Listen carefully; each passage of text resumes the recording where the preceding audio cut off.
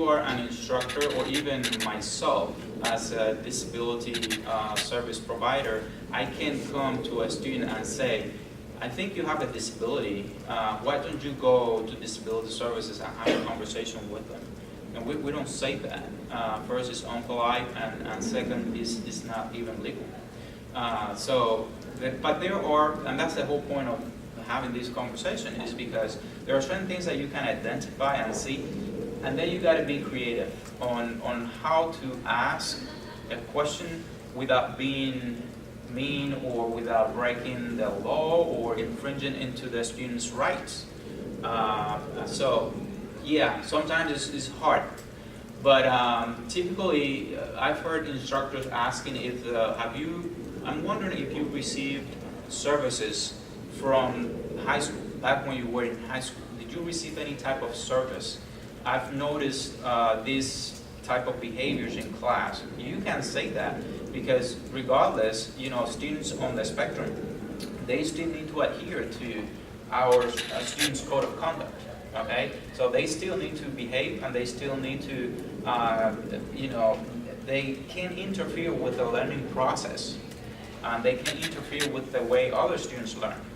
So if they are, it is your responsibility to call them and say and ask, I've been observing this behavior that you are doing. Are you willing to seek help for that? And then if they say, yes, sure, sometimes I can help it, but yeah, I'm willing to accept help, then I think that's a good time for you to say, well, why don't you go, perhaps disability services can help you with that, and have a conversation with them. So there are different creative ways, and perhaps Catherine, Dr. Crowther can talk more about that from an instructor's perspective. But yeah, we have to be really careful with the way we ask. I'm just trying to make a correction. It's not HIPAA, it would be FERPA here. Oh, sorry, yeah, FERPA. I'm sorry. Thank you. It's FERPA, yes. I have a question tied to that. If they self-identify as being on the spectrum, can they sign something that allows you to contact faculty members when they're enrolled in the class? No. Yeah, go ahead. So the student will often bring the disability accommodations form to a professor, meaning that they've already sought out disability services, and it won't say a diagnosis on there, right. But you will oftentimes be able to see from the types of accommodations the student's requesting, plus the behavior you see manifested in the classroom, you're okay, this is probably a student on the spectrum.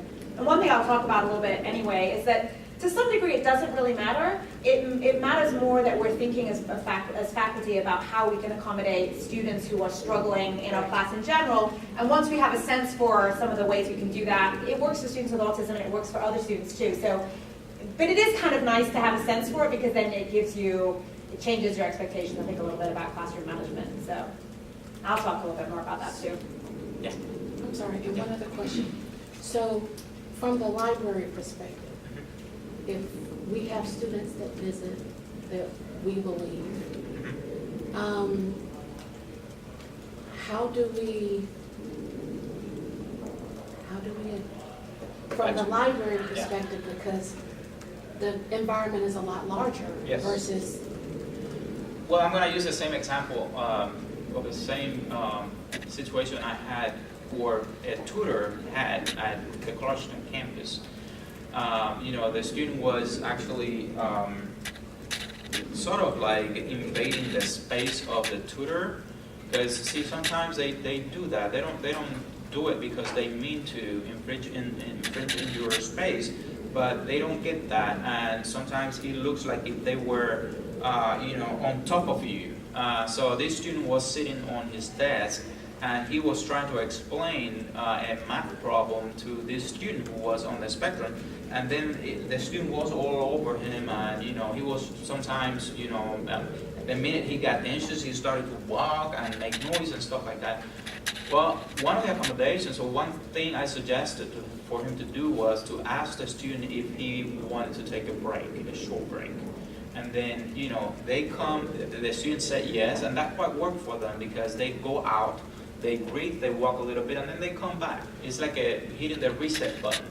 And then, the level of anxiety is removed temporarily for a little bit, and then they can come back and reconnect.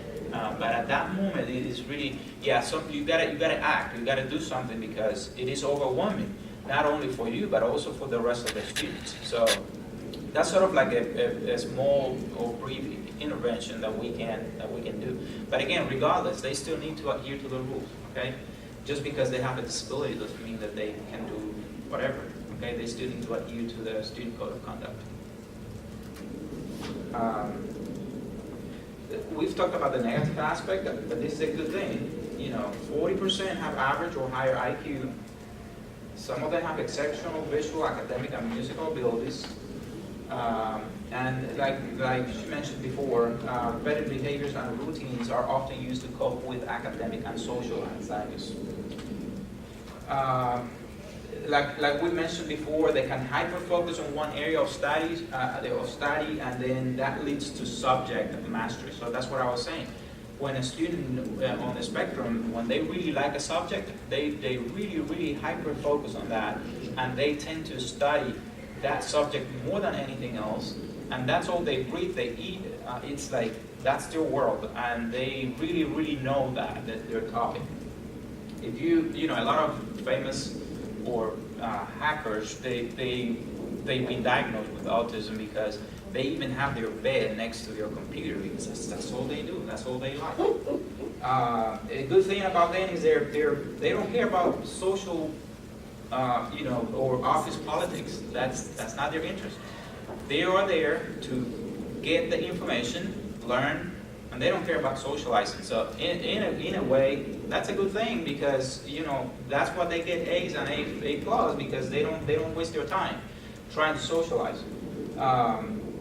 They are twice as likely to major in a STEM-related field, engineering, chemistry, math. Do you know why? It's very linear. It makes sense. Yeah. It makes sense to them, and also, the social aspect is kind of like taken away. One good thing also is that once you establish a relationship with them, they can be your most reliable, most dependable friends. And I have seen that personally because we sit down with them, we take our time to listen to them, and then all of a sudden they became, in their mind, our friends. And then sometimes I've had students coming inside my office and getting inside there without even being announced or even asked if I'm available. They just get in and they start talking. Because in their mind, yeah, I'm their friend. I'm always available there for them. Now they still need, again, they need help putting together the puzzle pieces of the social world. That's our main challenge here. Now I'm gonna let Catherine Porter talk about, autism spectrum from a professor's perspective. All right, thank you for being here. I'm going to quickly talk about my connection to autism as a subject, and then I'm also going to talk about some practical issues regarding having students with autism in the classroom. So my background comes from the fact that I have a child with autism. My son Ben, who is 12, nearly 13, which is scary, has autism. He was diagnosed when he was very young. And so my experience with autism has been mostly in the parenting realm. Ben is what we would sort of call moderately functioning, although we don't really actually use those labels anymore. But he is a pretty happy social guy, verbal, but falls in the area of the spectrum, which is actually relatively common, which is he has an intellectual disability. So he struggles academically, he's behind his peers. We tend to not see as many of those students because usually the students who come to college fall into the category of having a relatively high IQ, at least can manage college coursework. We don't know at this point whether my son will go to college or not, that's kind of unclear, but he is relatively social, but does lack in some of those social skills. It made me laugh when we were thinking about the Sheldon on the couch, because Ben has his place on the couch. But he would not be able to articulate, as Sheldon did, why that's his place on the couch. He would just say, because it's my spot, this is where I sit. Right, so he has many of those, some of the things that make parenting challenging. Ben oftentimes gets stuck on things. He perseverates on a topic if he's really wants to do something and we don't want him to do it at that particular moment, like play iPad right before school. Getting him to move off something that he's doing, especially from a preferred to a less preferred activity, very challenging. There's some theories that the structure of the brain involved with autism is very similar to that of obsessive compulsive disorder, where you got to actually get stuck in a brain loop, so it can be very hard to transition, move out of those kind of things. Also, he is struggles with transitions, struggles with less preferred activities, so he doesn't really particularly enjoy school because school is hard and he doesn't really want to do it. He would rather be at home playing on his iPad, so motivating to do things that are less preferred is challenging for Ben. He is also fantastic at sports. He is a natural athlete. He has all kinds of other strengths. He's loving and absolutely one of the sweetest kids ever. So it is that, the balance of those things. But one thing I will say, and this is true of our entire presentation, is that while there are many characteristics that we can point to that we say many people with autism demonstrate this characteristic, it's also a spectrum. And there's a saying in the autism world that if you've met one person with autism, you've met one person with autism, because there can be such differences. So we can make generalizations, but we obviously don't want to sort of put people in categories and say, this is. So Ben is very similar to some people with autism and very different from others. So, but because of Ben, I became interested in autism as a topic. I also started researching it from a disability studies perspective. I've actually done research on depictions of autism in media. I actually did a presentation once that involved Big Bang Theory and Sherlock Holmes. Everybody wants to make Sherlock Holmes have autism. It's very interesting. So I did a presentation on that. So I've done some disability studies work. And then that led me to thinking about how I, as a professor, handle instances in the classroom of students with disabilities and specifically students with autism. And it has happened several times. And of course, my mama radar has been on, so I've immediately been, okay, I recognize this, I see this, I understand this. And so I realized I started collaborating with Julio because I thought, well, you know what, I might have something to share about strategies for professors and staff members for dealing with students with autism. So this has helped me in the classroom. And I'm going to sort of walk through a few things that I've experienced and that might be helpful for you. First of all, the first indication you might have that a student is in your class is on the spectrum is that they may give you their accommodation paperwork. And that paperwork will say that student has the opportunity to have extra time on testing or preferential seating in the classroom, and Julio will talk more about the accommodations later. But the idea that you as the professor, one of the first things you want to do, and this is true for staff too, I'm sure in many situations, is be very receptive, be very, don't sort of go, oh, right?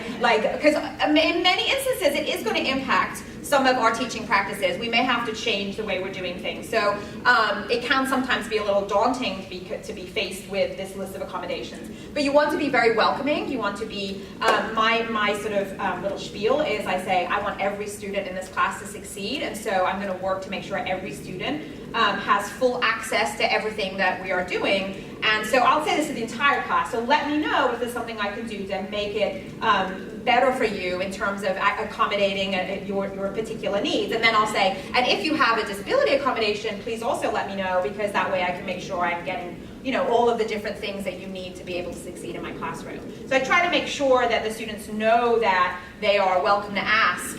And then that sometimes might prompt someone who hasn't even sought out services to say, well, this is something that I might need. So then in the classroom, you might find you are noticing behaviors from a particular student that indicate they might be on the spectrum. So you might see a student who is not participating in group work, or a student who is agitated when they get frustrated. Sometimes students with autism have what are called STIMs, which is sort of self-stimulatory behavior, which is a way of managing oftentimes frustration and stress. And we all do this, right? So like if you're agitated, you might tap on your desk or wiggle your foot or spin your pen. And these kind of behaviors are very common ways of coping with stress.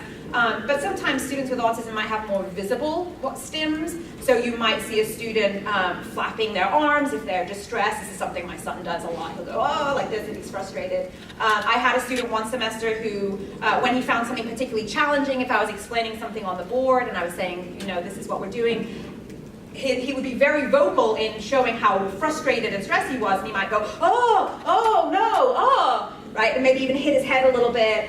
And those kind of behaviors, one thing I'll say as a faculty member, you have the opportunity to model to the students in the class who might be a little perturbed by this behavior. If you immediately sort of recognize that for what it is, you have the opportunity to model how you can react to that. So usually what I'll do if I have a student who's showing that kind of distress or vocalization or anything that's maybe moderately disruptive, is I'll usually just very sort of subtly in the act of just talking to the class, I'll just maybe say, would you like to go get a drink?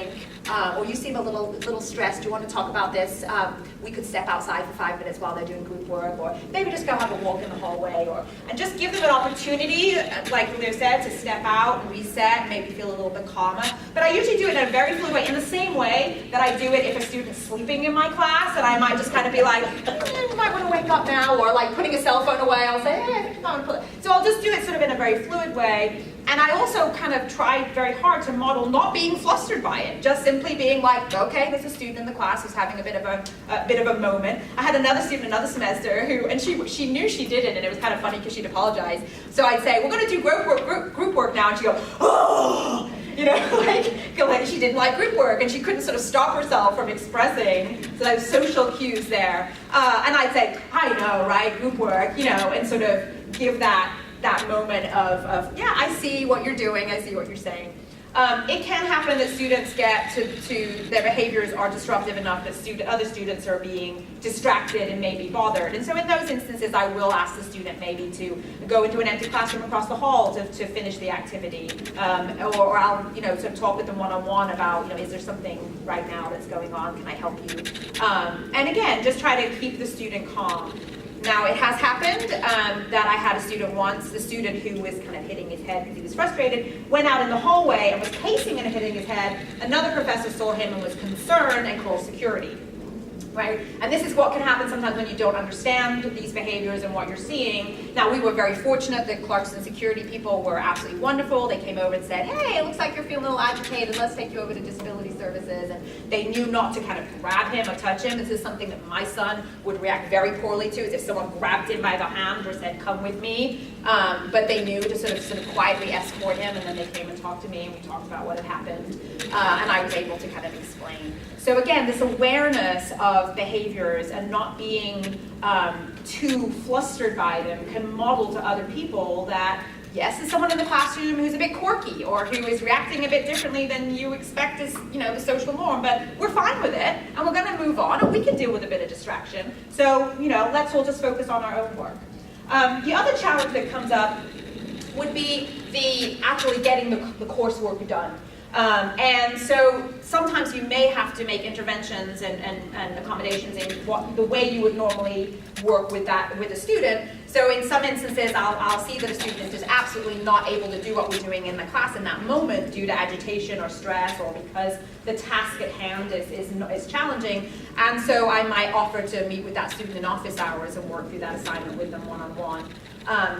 The idea that we have to kind of go the extra mile comes into play here, and I know we're all very busy and we're working really hard, but sometimes that's going to be the best way to meet a student halfway who's really struggling to stay up with the material in class. And so that's why I put going the extra mile.